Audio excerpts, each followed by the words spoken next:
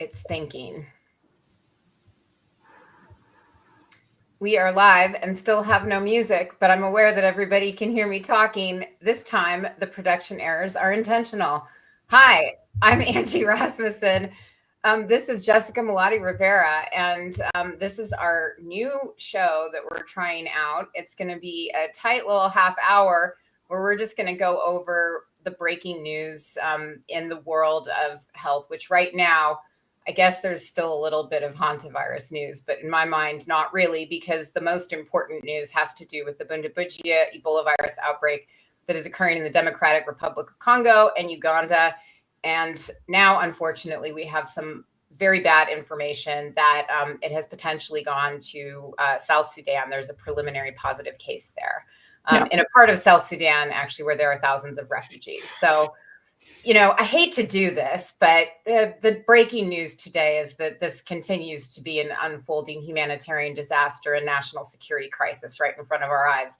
What do you think about it, Jess? Yeah, it's precisely what we were worried about. You know, this went undetected, it seems, for several weeks, and a disease this consequential that can go this undetected, it was just a perfect storm for, you know, crossing borders. You know, just to recap, this is happening in a mining town where people are in and out for day work. It's also happening in a place with a lot of political instability. So there's a lot of people who are not trying to avoid that area too. Sorry, my notifications about this are just exploding. I know, I hear you. I have silenced notifications, but knowing my production skills, that may not have been as effective as I planned. Anyways, notifications forgiven. Yes. So, you know, it's unsurprising that people left the affected area or were in and out of the affected area. You know, it's not lost on me too that we're talking about areas that are not necessarily even easy to traverse, right? So places that would require cars and taxis and perhaps buses filled with lots of people to get to these really remote areas. So when we heard that it had crossed the first international border into Kampala, that was already, well, first it got to Kinshasa, which is a population 18 million in DRC, then got to Kampala, population 2 million in Uganda. South Sudan was on our, you know, concern list, and it was included in a lot of the messaging from WHO that this would be a very acute situation if it crossed over there, precisely because it is so insecure with a high refugee population and very little resources. And so we're dealing with a very under-resourced and overextended population. Yep, here we go. I have graphics today. I looked this up in advance when I learned from one of our colleagues. I don't know how widely this data has been reported yet, but where in South Sudan it is. So it's right across the border in Western Equatoria, where there is this refugee camp that has thousands of refugees, as well as numerous security concerns. So this is supposed to be a safe place. That's not. Yeah. And as we mentioned yesterday and a few other times, you know, Ebola is one of those diseases that it's not necessarily easy to spread, but in these types of conditions, it could be, because you're dealing with a lot of very close proximity. These are not people dealing with, you know, apartments and homes that are separated. You're talking about tents where there are multiple people, perhaps even families in even closer proximity, caring for each other if they are sick, caring for each other because they are refugees, et cetera. And so you're not dealing with the ideal conditions for things like isolation and quarantine if somebody is sick. And as we mentioned before, Ebola's early symptoms are very nonspecific. So it could come off as flu-like or just a gastroenteritis type of bug. You know, it could, symptoms of vomiting and diarrhea that people may not connect the dots and say, this could be Ebola. And people are infectious to others when they are symptomatic. And so it's concerning to me that there could be perhaps another outbreak in these types of conditions, which is ripe for transmission. Yeah, I mean, we had this whole discussion with the hantavirus outbreak where, you know, we're looking at a virus that isn't actually very transmissible from person to person, and much less transmissible actually than Ebola virus, even by the aerosol route, which Ebola can be transmitted by, but it's not efficiently transmitted that way in terms of person to person. So I want to make that very clear.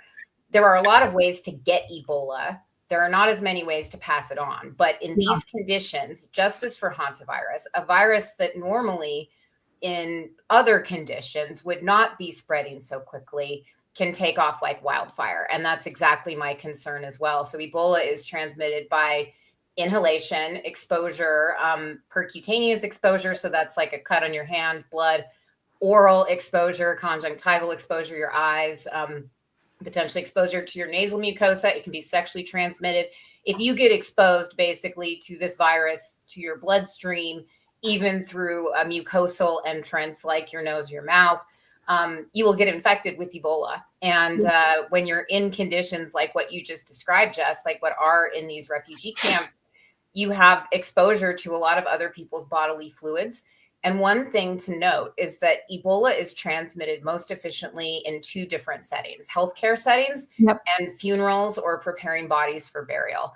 So controlling Ebola outbreaks has a lot to do with making sure that people are safe and protected, and there's risk mitigation measures in place so that they can safely care for their family members, so that healthcare workers can safely care for patients, and so that people can, bury their dead, their loved ones, in a way that is culturally sensitive, that still checks all the boxes of something that you would need to say goodbye to a loved one, and to make sure that they are honored in their burial, while still making sure that the people who are overseeing their funeral, the guests who are coming to pay their respects, are not going to be exposed to Ebola, because that is actually a very common way of Ebola spreading in populations.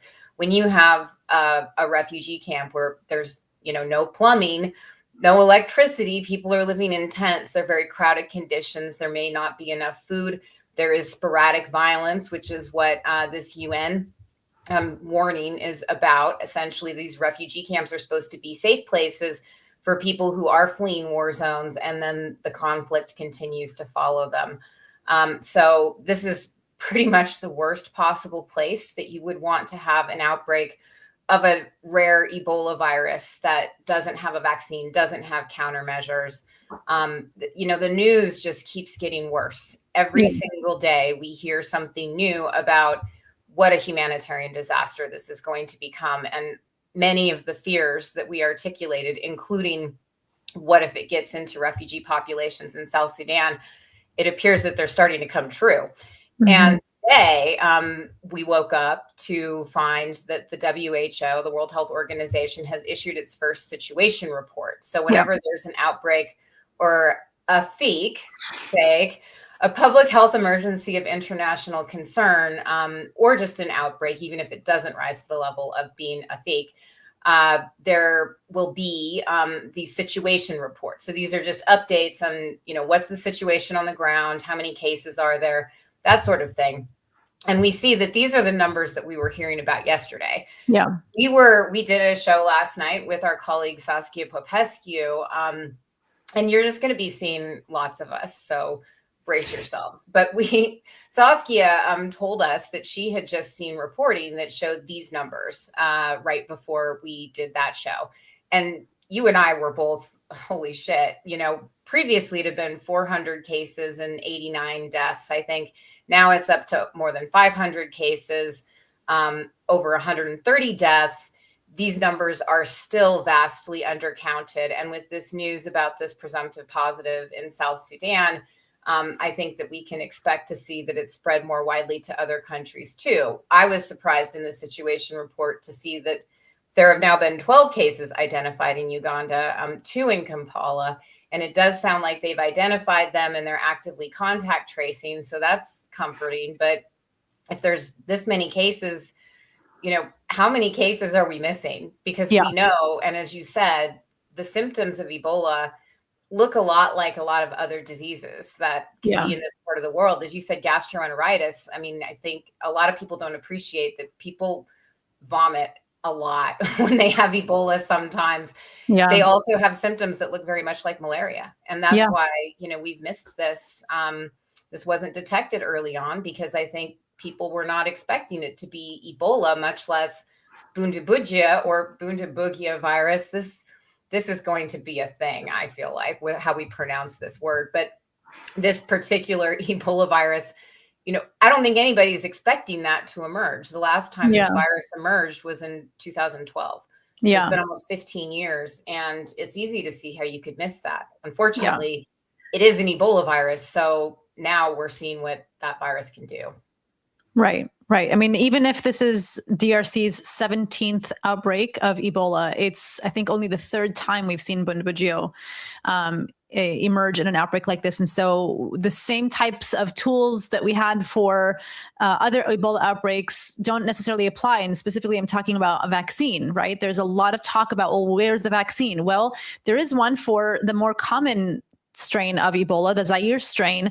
It doesn't have protection ability for this one. And so we can't use it.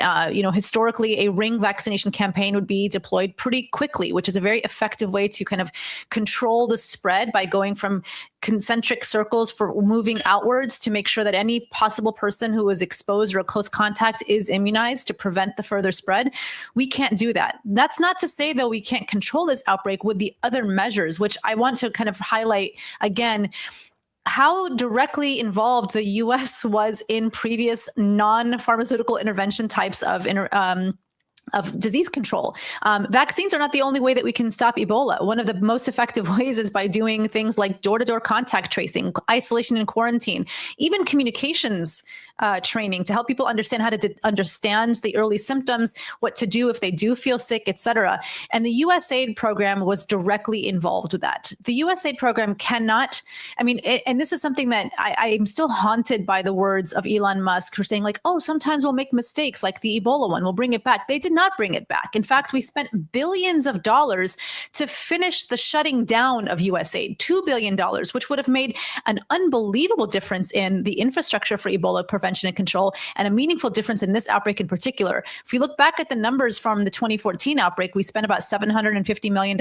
Imagine if we spent, instead of the $2 billion to shut down USAID, we put that $2 billion in preventing this catastrophic outbreak that is only growing by the day.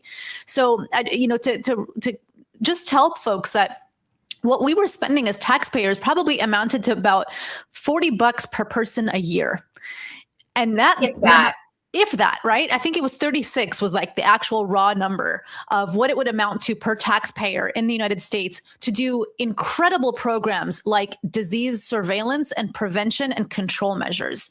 Now, that's not just Ebola, right, Jess? That's everything. It's everything. It's everything. The total. This is one application of all the things that USAID did, but USAID was instrumental in particularly this type of disease surveillance and control in this very acute area, because the species that is the reservoir for this virus lives in this area. So these bats that carry the virus, they live in this area, they spill over to other animals. Those other animals have contacts with humans. It's why we had an entire team just focused on the disease mitigation of Ebola.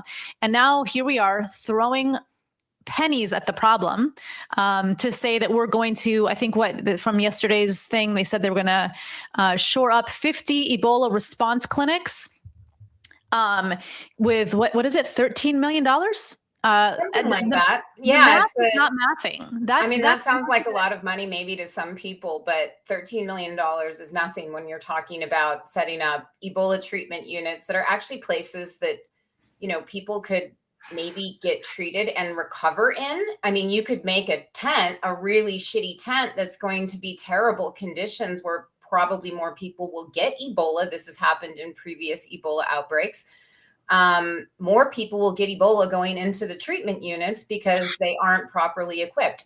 So we've actually learned a lot. And the US was, again, a major driver of this, learned a lot from mistakes made in prior Ebola outbreaks. That's actually how we know some of the ways that Ebola gets transmitted in a setting where you have a lot of Ebola patients all at once, and you don't necessarily have the infrastructure to isolate them the way that you would in a wealthy country in the global north.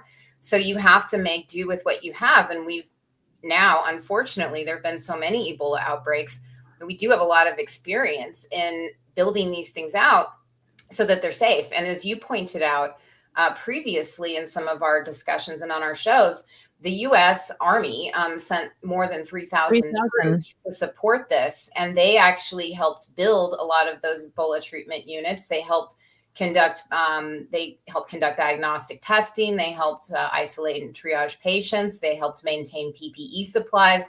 They managed the supply chains to actually bring in PPE, to bring in the testing reagents, to bring in the testing machines. Now, that WHO situation report says that, the WHO is mobilizing mobile labs. They are working with all the countries affected. They're working with their current member states, not the US. I mean, the World Health Assembly is happening this week, where they're talking about all kinds of global health issues, including this. And the US is just sitting the entire thing out. So I've been getting a lot of questions from people, from, just my friends, and also from people, who follow me on social media, wanting to know, like, what their risk is for Ebola. And I know we've talked about this, the risk is low, but what can they do to protect themselves? And it's such a hard question, because I don't think that people should wear masks in the subway to prevent infection with Ebola. If you want to wear, a mask in the subway, if you want to wear a mask on a plane, if you want to wear a mask in a public space or a respirator to protect against other viruses, that's a great option. Do I think people need to be masking up to prevent Bundibugyo virus infection? No, not unless you're planning to go to Ituri province in the Democratic Republic of Congo, or be around a bunch of patients who have Bundibugyo Ebola virus.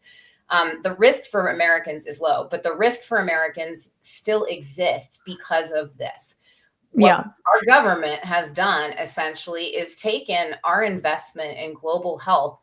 And as an American, I mean, I see this as an issue of our values, as well as somebody who is a global health professional who thinks that we should all be as healthy as possible.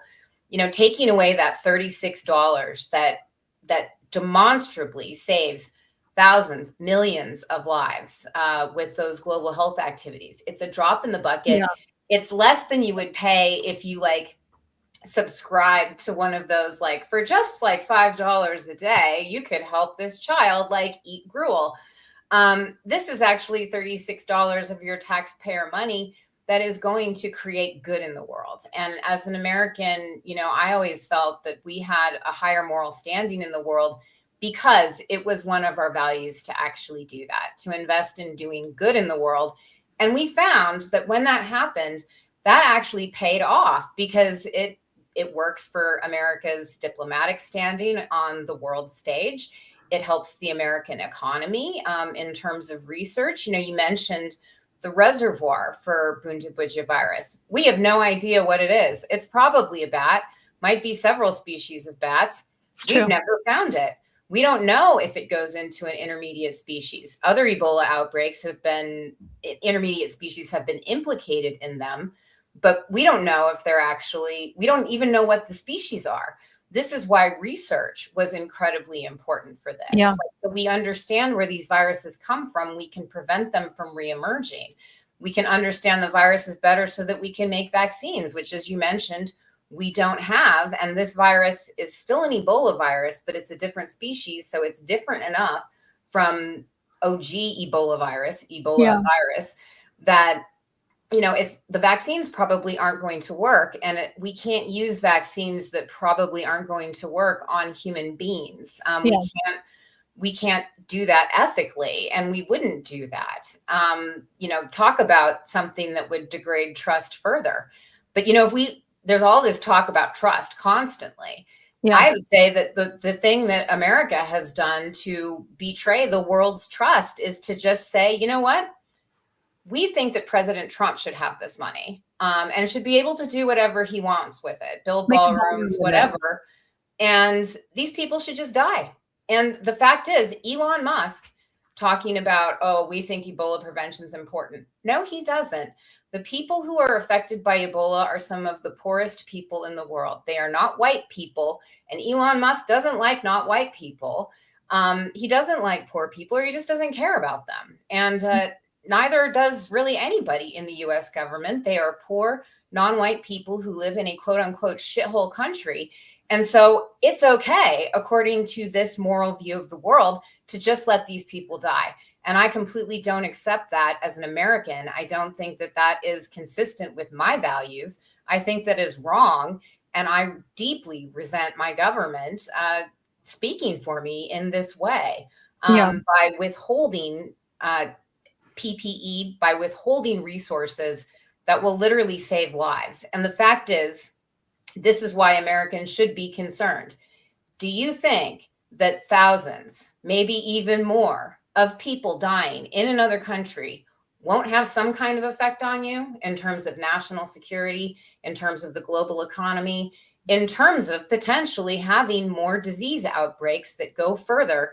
And what happens if it is something that is more transmissible from person to person than Ebola virus? I mean, Angie, they didn't even let the American doctor back in the US. They sent him to Berlin, even though we have facilities here between Emory, between Nebraska, where the hantavirus, folks were being quarantined and isolated. Like, we said no to even an American. This tells you everything that you need to know about how deep the isolationism is, that we would even betray our own, a doctor who was doing incredible, valiant work in a very, very under-resourced area. And the idea that, you mentioned earlier, healthcare workers are among the most high risk for this because they are the ones dealing with the sick patients. One of the things that USAID did was to ensure continuity of care for all the other non-Ebola things that are happening, because Ebola is happening on top of other issues, on top of a very high incidence of malaria, on top of a very high incidence of other gastrointestinal viruses and bacteria. It's happening on top of already a stressed healthcare infrastructure. And so what the deployment of soldiers, the deployment of CDC personnel, and even the training was intended to make sure that the whole system itself would not collapse. When we talk about infrastructure collapse or healthcare infrastructure collapse, that creates an absolutely untenable situation to manage an emergency on top of that. And that's what we're trying to prevent. And here we are, not even opening the doors or opening the border for one of our own because we don't want to deal with that. I mean, there are tweets resurfacing from Trump back in the 2014 outbreak saying, we don't want them. We don't want anybody with Ebola in America. Keep them out.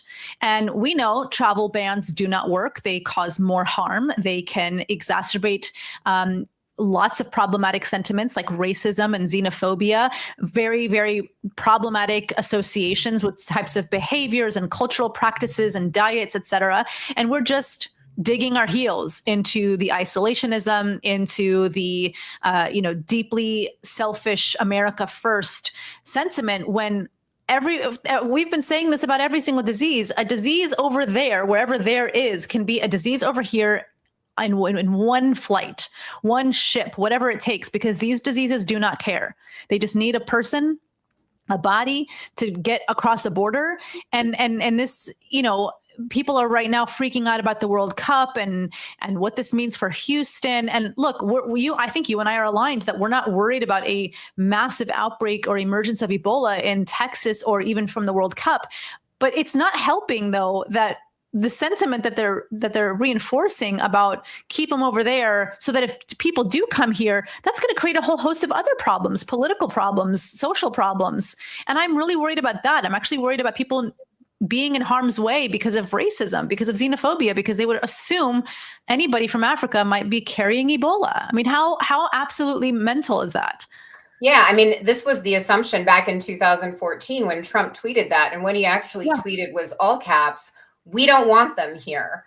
Lots of exclamation points. And I mean, that really essentially describes the Trump administration's attitude towards dealing with infectious disease. And as you pointed out, they won't even repatriate an American, and not just an American, his wife and his 4 children. And we know that when we have evacuated Americans to the US, to one of our numerous facilities that are fully stocked with experts who know how to treat these diseases, they are fully equipped to isolate the patient and make sure everybody is safe. We did not have any healthcare worker infections from the patients who were evacuated to one of these centers. Nobody at Emory Medical Center ended up getting Ebola from treating multiple Ebola patients there. And that's because it can be done safely and we actually know how to do it. We have just actually used panic and effectively xenophobia, but it's not xeno because we've used it against an American now. Right. And what that should worry Americans about is not, am I going to get Ebola? It's, am I if I get into a situation where I'm in danger, my family is in danger, can I count on my government to help me out? And I don't think the answer is yes anymore. And that's for a natural born white American and his family who is doing missionary medical work. What's going to happen when it's you or somebody that you love or care about? I mean, this is something that I think affects every American profoundly, even if they're not at high risk of getting Ebola. And the World Cup for Ebola is the least of my concerns. The bigger concern, as you've pointed out, are these vaccine preventable diseases that we're getting here, because they are going to have the same effect on our healthcare system that Ebola is going to have on other healthcare systems, in which it's going to overload the capacity for the healthcare system, and we aren't going to be able to deal with other medical problems. And it just turns into a cascade of really disaster, where we're no longer able to take care of anything, even routine things. And we really start to see morbidity and, of course, unfortunately, mortality go through the roof. So, don't worry about putting on a mask for Ebola, but definitely worry about the fact that our government is saying infectious diseases, what's that? We don't care. That's somebody else's problem. And in fact, you should go ahead and get more of those while you're here in the US, because we have crazy ideas about that, and it's politically expedient for us to promote them. That's what Americans really need to be concerned about. You need to make sure that your kids are up to date on their MMR vaccines. You need to make sure that you're able to get access to healthcare, because we're about to be in a situation where a lot of Americans aren't going to be able to access that with a hugely growing disease burden. Yep. I think that's unfortunately a terrible way to end this, because we are almost at 30 minutes. We want to make this a helpful kind of update to you all. The TLDR, if you're just joining, because I've seen the number kind of grow in the last couple minutes, is that the situation is worse in Central Africa, but it does not make it worse necessarily for the US. Not that should be the framing, really. I feel like there's still kind of a really problematic, like, well, what does it mean for me in America? Yeah. It is going to be catastrophic for Central Africa. It already is. It's grown. It has potentially spread over into another country, South Sudan, that is a presumptive positive case. We're still waiting for details on that. We'll probably get more situation updates from the WHO, as we shared earlier, reports of the number of cases, the number of positive, the number of death. We'll share them as they come out. You and I are going to be doing something later today with some other colleagues who are Ebola experts to talk about kind of the big picture as well. But again, the risk to you as an individual, if you're watching here from the US, is still extremely low for Ebola. But we want to contextualize risk here and say the other things that you should be worried about are the ones that are right in front of you, the ones that we know how to prevent, and potentially the one that may actually be the disease of pandemic potential. It's neither Hansen nor Ebola in this context so far. But we just want you to know that, like, people's perception of risk is a little bit askew. And we would hope that this would be a wake-up call, that when we defund systems of preparedness, it makes all of us much more vulnerable. Totally. I couldn't agree more, Jess. And, we're going to sign off briefly, but I just wanted to say one thing that got brought up in my mind, and I know that we've been discussing. You're about to hear from a lot of newly minted Ebola virus experts. Now, Jess and I have been working on Ebola. In my case, I've been working on Ebola since 2013. Jess has been tracking data in Ebola outbreaks since 2017, 2018? 2008. 2008. Okay. Yeah, even longer than me. So we've been doing this for a long time, and that's what this other thing that we're doing later today, I think it'll be out tomorrow or Friday. It's a roundtable organized by Celine Gounder, also featuring a number of physicians who've actually responded to Ebola outbreaks and treated Ebola patients, and one physician who's actually survived Ebola himself. So it's a great group of people with a lot of experts, but there are a lot of experts who can't even pronounce Bundibugyo virus. And I know that we've had a whole discussion about whether it's Bundibugyo or Bundibugyo. But if you don't even use the G and you can't spell the word, that person's probably not an expert, no matter how many Instagram followers they have. And Americans, I think, are about to see a lot of that. You're about to get a lot of advice on social media from people who don't know what they're talking about, telling you that you need to wear a mask to avoid Ebola, or you need to clean something to avoid Ebola, or do this or that to avoid Ebola.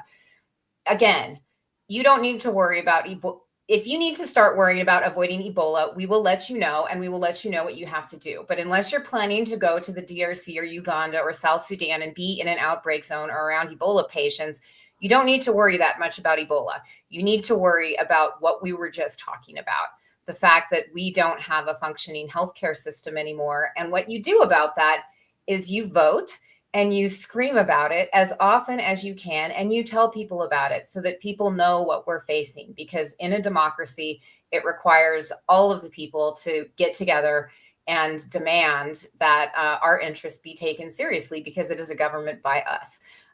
So that's what I really want Americans to think about. Think about the other viruses that we are at risk for, such as measles, that are vaccine preventable. Consider getting vaccinated. And keep checking back with us, because we are just going to be rays of sunshine to start every day for you. When Jessica's not available, then you're just going to hear me talk for 30 minutes straight about whatever. And that can either be really fun or really miserable. So, flip a coin. It'll be a surprise every time. Hopefully Jess will be able to make it most of the time. Yeah. But anyways, we'll see you back here tomorrow. I think around the same time. We'll check it out. We do have other day jobs, so we can't promise that we're going to be perfect at this, but we do think that the situation is evolving rapidly enough that, you do need regular updates on it. And there's other stuff too that you probably doesn't hurt to give you some regular updates on. So keep checking back with us. Next time, feel free to bring your questions. I'm starting to get better at this production thing, so we can even maybe talk and answer some of your comments, and I won't be like putting the wrong comment in the thing. Anyways, great doing this with you, Jess, as always. Thanks everybody for joining us. We'll cut some clips that you can watch later and pass around for easier consumption. And we'll see you back here tomorrow. Take care, everybody. Bye, y'all. Bye, everybody.